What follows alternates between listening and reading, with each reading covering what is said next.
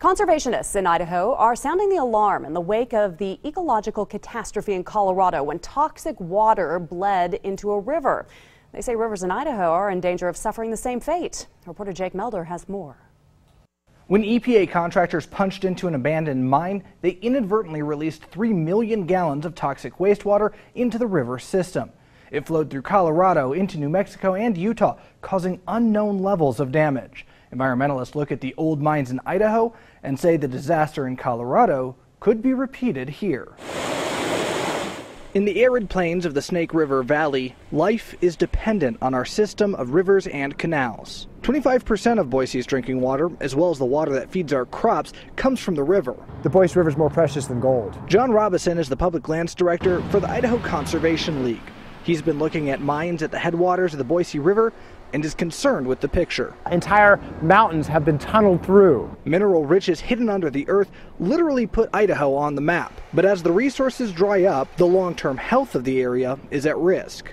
Mining techniques inadvertently release a number of toxic materials, whether arsenic, lead, cadmium, zinc, selenium, and these toxins can now leach out of the mine site and extend far, far downriver. An abandoned mine near Atlanta is in Robison's site. For years, the company that mined the place has treated groundwater seeping through the shafts containing natural toxins.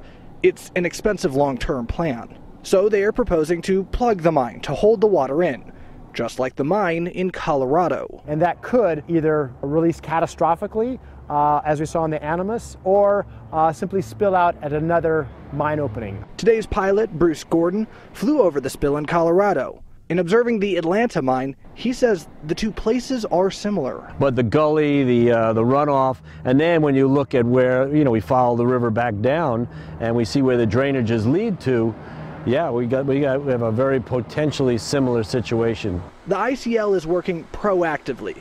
They're talking with the Forest Service and the mining company to find a long-term solution that safeguards the Boise River and all the people dependent on it. There's a problem with long-term funding for mine reclamation.